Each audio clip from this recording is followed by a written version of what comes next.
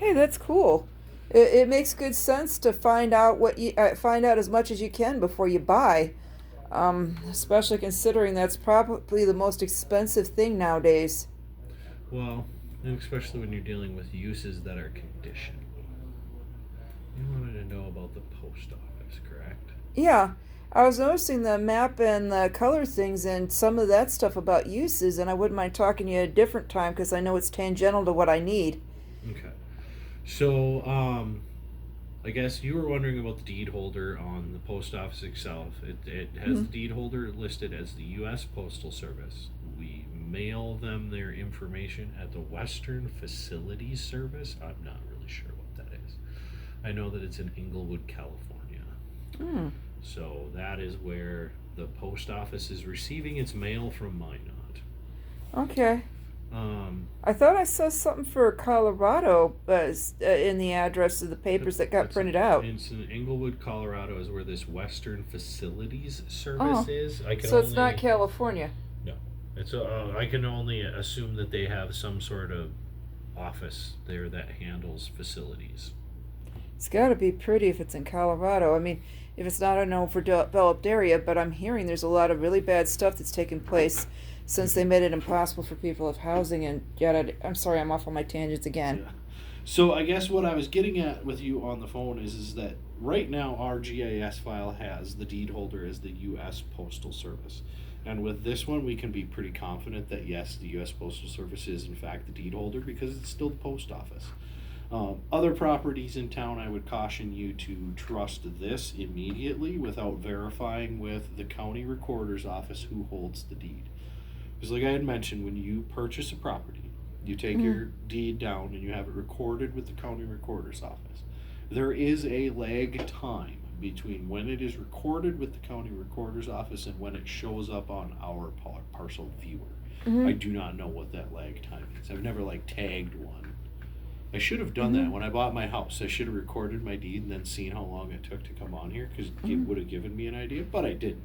So I don't really know how long it takes for a Hmm. deed to move from recording to being updated in the files on the publicly available parcel map. So I guess what I was getting at on the phone is if Hmm. you want to know who the current deed holder is and to see the actual information that was recorded with the deed, you're going to want to stop at the county recorder's office in the county admin building on the second floor. And they would provide you with anything that's publicly available for viewing. Well, thank you for the reality check. But they would not have provided me with the public right of ways. I did have to come here for that for the postal property, right? You can actually view a copy of the plat. There would be a Hmm. recorded copy of the plat on there as well, Well, as that's what she was along with telling any me. right of way plats adjacent. Because right of way is, well, that depends on how old it is. So Actually, she told me I had to go here for the public right of ways, that she didn't have it. All they had were copies of the plats, and she was getting all upset at me. the the right of way may or may not be platted in that old of a part of town, and it may or may not be on the plats. Right Mm-hmm. of way plats are a more recent thing than like it used to just be if it wasn't included in the plat, it was kind of right of way, and it was I don't know. The plats have come a long way since Minot first started Mm-hmm. being platted in the late 1800s. Mm-hmm. So right of way plats may or may not be available at the county recorder's office. I'm not sure if those are recorded or how those are handled. I don't deal with right of way plats. I deal with property plats. Um, So, what's the difference between a right of way plat and a property plat? right of way plat is more. It's just dictates where the right of way is. It has a lot. It happens when the government purchases or takes through eminent domain property for to build or construct a road or any other infrastructure. The, Like a sidewalk or the side of the road that we'd walk in lieu of a sidewalk so we don't obstruct traffic. yeah, that's all included inside of the right of way. Not all right of way is platted. Right of way that has a Mm-hmm. recent project on it will have been likely platted as part of it. You could also see the engineering design. Mm-hmm. Those likely aren't recorded when you get Mm-hmm. that from the engineering department that was in hand. Like if it's a city road, you go to city engineer. Mm-hmm. If it's a county road, you go to the county engineer. They would have those project files and project designs and Mm-hmm. street designs. I'm not saying that it won't be relevant in the future. For right now, I just want to know where I can legally stand when I'm using my camera, whether it's as an adaptive device or I'm just using it to enjoy things, whether it's the sunshine coming through that window or this is that view or whatever. I want to make sure to it that what I'm doing is legal. And I know where I have a right and where I can stand my ground and where I better get off of there because the person that has this person, owns the place and I'm interfering with their rights. Yeah. I know I can't speak to that. I don't know what those laws are. I don't. No, you said that you were talking about. You said that you knew. I mean, that between you and the other people about plat holders and public right of ways, with the exception of current projects, you would most likely have this stuff down, and the county recorder would possibly. For public right of ways? Yeah, where we They can may or may safely not walk have on the right-of-way side of the road. plats. I don't know how right of way plats are handled. Hmm. But they- property plats that like current plats that. Mm. Let me When pull you up- say let's plats- let me show you what I'm talking about here. So Okay. on these old plats, these are very old plats in downtown Minot. Let's pick any downtown Minot property here. Can you define what a plat is too, please? A plat is a map that shows property boundaries. Okay, just in case So- my phone recordings don't go through. On here, you can see that they have the lots, and then they label First Street, but they don't, you know what I mean? They don't show this as right of way necessarily. They just label it as a street. Let's go to a brand new plat, something that's been platted recently. Okay. Go down by the hospital. There's some projects down there that have some recent plats on them. Since auditing started taking off and the first round of people successfully, I mean, there's been some people that got through this successfully without having their lives and reputations destroyed. I don't want a whole bunch of people coming out here half-cocked thinking they're going to score a gold rush. Okay. And in reality, there is this really hard, responsible stuff we need to do. Yeah. Besides taking the time to know the law in detail to the point where we can quote it without, consulting notes, we've got to know this part of it too. So now you can see a modern plat. You can obviously see there's much more information required on a modern plat than a plat from the early 1900s, late 1800s, early 1900s, where you find downtown. So this is from 2012. This is out there where they built the new Dairy Queen on Lot 7, right across from the new hospital. In that Okay. area where the gas station and the Dairy Queen and some other commercial buildings have gone in. It So you says see this 60-foot road right- easement, or is that 60 foot ease where you see 60 foot. lot 8? That's probably, I don't know what that is. 10-foot PUE. Yeah, I know. Neither do I. But if PUE is a public utilities easement. okay, So, but the these 10-foot easements easements. are likely related to infrastructure. You'd Uh-huh. have to pull the legal, you'd have to go up into the legal descriptions of these plats. So this one is 60-foot easement per one. It's a pipeline easement in favor of the state of North Dakota. There's a document attached to it. So this is easement number 4. You come down here, easement 4 at Northern States Power. So that's a power easement. So the SRT, Verendry, it's NSP, but now it's BXL, and Central Power all have easements on this property. That in each one of our. And if you look down here, PUE is a public utilities easement. But if you go into here, where it's legal to you'll walk have if you don't have a actual sidewalk. right-of-way descriptions. So you can see that the right-of-way is labeled. It's got its width. It's got lines. It's got it labeled. All of this. So this is what I mean by platted right-of-way. So this right-of-way is actually platted into the plat itself Okay. and noted on the plat itself. And there's a lot more information within the right-of-way portion of the plat than there was historically. With the post office, you're dealing with a very old plat. So there's just not wasn't the information requirement for plats at that time like there Okay. is now. Yeah. So there may or may not be any right of way plat here. Like you can see that it's listed on here. This Well, plat's you've actually shown from the an 60s, outline. so it's not that old, but it's old enough where some of the information you would see on that other plat is here, but not all of it. So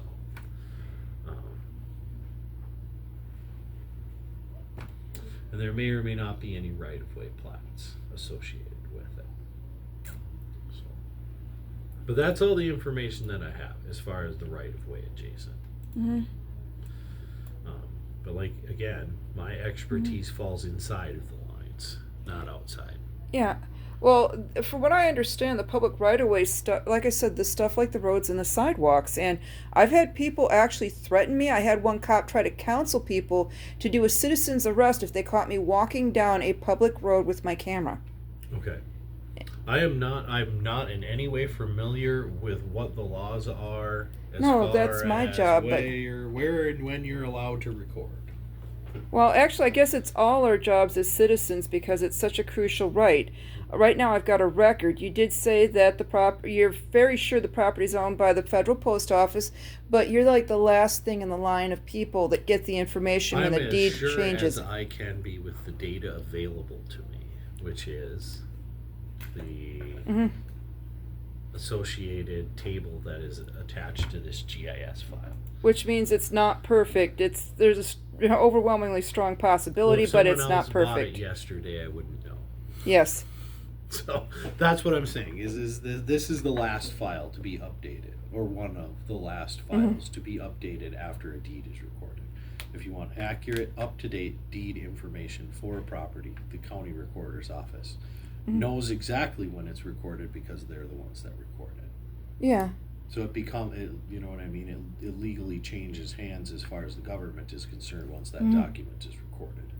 So people can get all excited. They can be absolutely sure there's a yeah, but this is as much a Vegas-style gamble. I mean, it's worth it for our liberties. I mean, there were people that were arrested for bringing seeing eye dogs into public when the service animals first came out. People do need to do stuff to be, to take chances and to make records.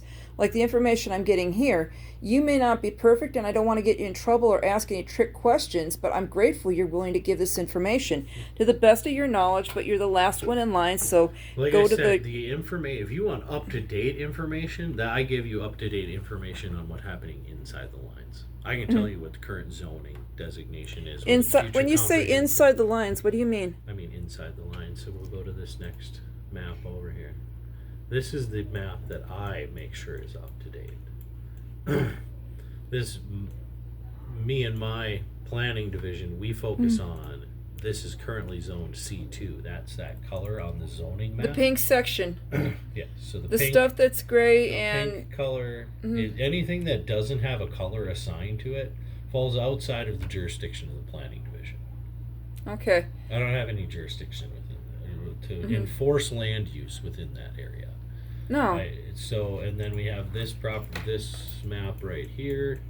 This is our comprehensive plan map, which deals with if someone wanted to redevelop this property. So for future land use map designation, it has public and institutional. So they'd have to go through the federal government in order to redevelop that stuff. Well, if someone bought it, Yeah. it would be a project by the federal government. The current owner wanted to redevelop it. I don't know what that takes, but I don't know what the federal government does when they decide to redevelop property. No. Yeah, or whether or not they decide to sell it to somebody who wants to redevelop, you'd probably have to have a lot of connections to get through that. I don't know what the process is for, No. the federal government, the getting rid of land. That you'd have to reach up to the government, to the federal government, and ask them what the procedure is there. But for the grace of God, go I'm I. just saying that when you're coming to my office and you're talking to me, these colors are what I deal with.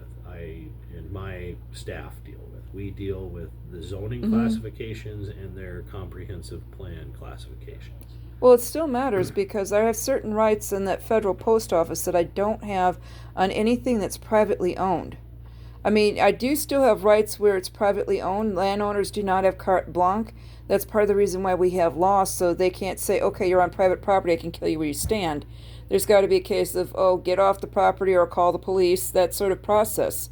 And it saves a lot of lives, and it cools a lot of people down that, would otherwise die the minute somebody gets mad. I don't deal with that. I deal with land use classifications and... Well, in a way you do, because this here, I legally have the right to go up and down, no matter how mad a property owner might be. They can't interfere with my right to get from one end of the city to the other on these streets. And it's the same thing with the sidewalks and the other stuff. So these are things that I need to know because, like I said, I have the right to not be harassed by utility workers who are working in an area that's visible from a street or a public right-of-way, and I have a right to be in the public right-of-way as long as I'm a safe distance from them and not interfering with their work. That's how the law works. You need to consult an attorney on what your rights are and are not when dealing with what's happening on private property. Yeah, well, okay, so basically only a lawyer can tell me that I can walk down a public sidewalk? No. Hey, you can walk down a public sidewalk. I can tell you that you're allowed to walk down a public sidewalk. What about a public easement adjoining a road? A public easement adjoining a road? Or public right-of-way is what you term them here.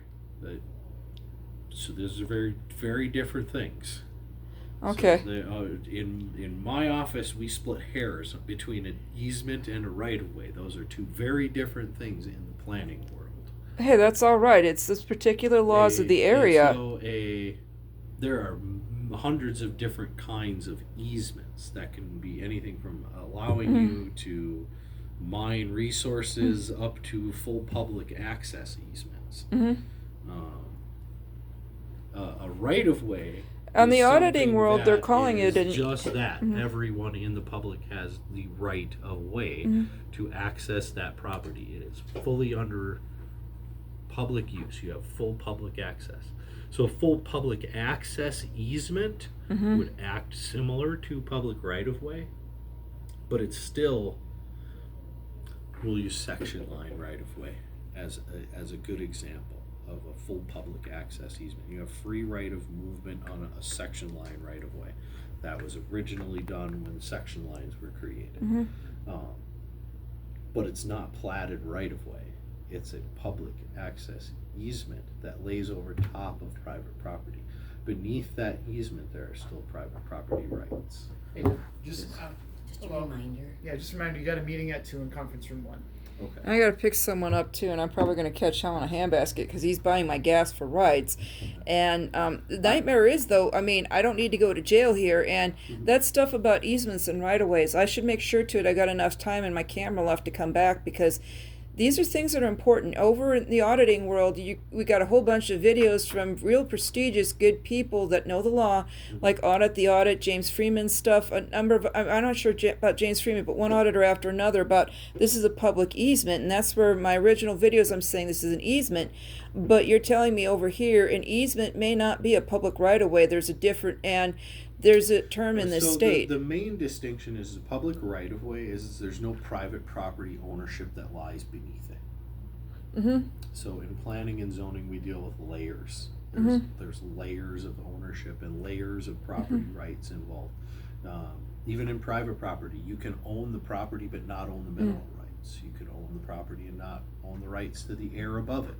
You know what I mean? Yes. There's 3 layers of property rights. There's mineral below the ground rights, there's surface property rights, and there's air space property rights. And you may or may not own any or all of those on private property. Easements and right-of-ways operate in the same way. A platted right-of-way is a platted right-of-way, and it is public right-of-way. Anyone can access it and move freely on it. An easement in general means a layer of public or specific access that is granted as a layer on top of what is private property. So someone owns the property beneath it, and this easement is placed on top of that. That allows for something. It either allows for you to put utilities under the ground, or it allows for people to walk over top of it, and you can have airspace easements that allow you to fly over top of something. Or Amazon's new round of delivery drones, or people spy drones, and such on and such on. That I'm not going to get into because I don't know anything about the current laws as far as drones go. You mentioned airspace easement. The main distinguishing difference between public right-of-way and a public access easement is who owns the property beneath. And under the right-of-way, the government in control of that right-of-way owns the property beneath, and it is open for free access. An easement What about an only easement? grants What about the a? rights that are granted by the easement. And an easement is a document, again, that is recorded at the county recorder's office. So if you want to see Okay. what rights are granted by that easement, you need to pull the easement from the recorder's office and see what granted rights are included within that easement. Well, what I was told at this office back when that flap went down over between 22nd and 21st Avenue was that they had a public right-of-way that went on the side of the road up to 10 feet deep, between 10 and 15 feet deep along those property things. And I was pretty upset about that the landowners, were responsible for the grass and the upkeep, but they couldn't tell people to stay off myself to a point. But I knew that I needed to get out of traffic for so many feet to walk on the side of the road. I'm sorry, I need him now. Okay. Yeah.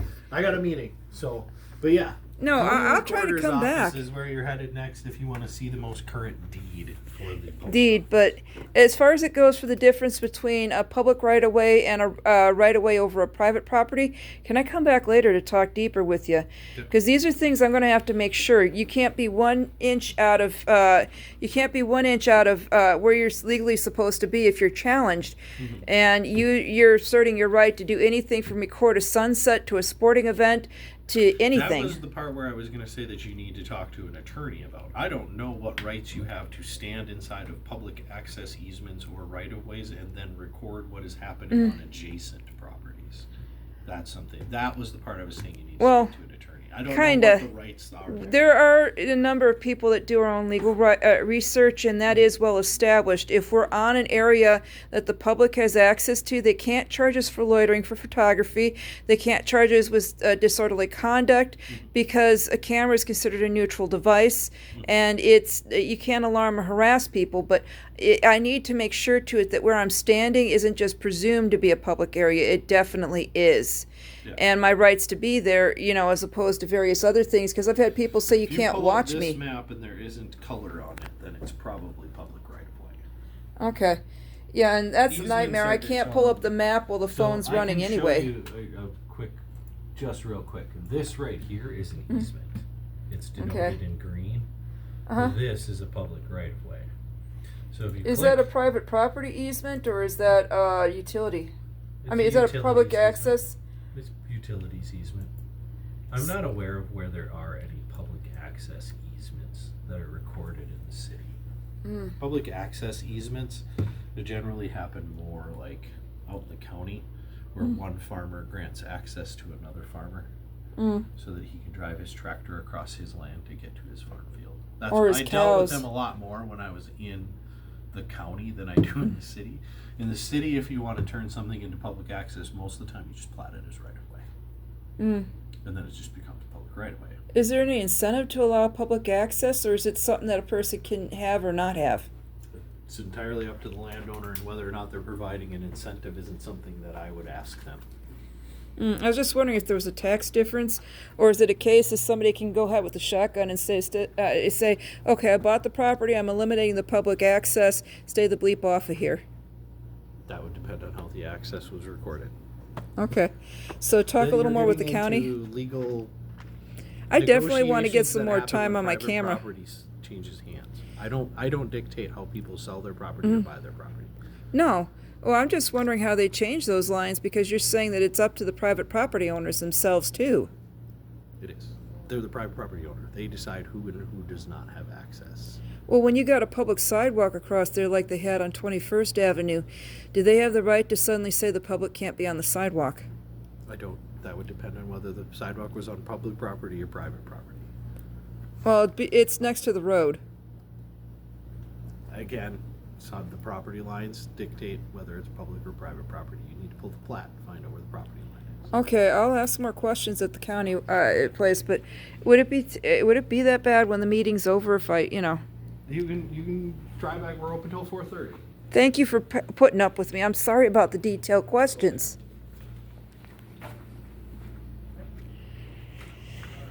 Okay, well, sorry, it's just I need them.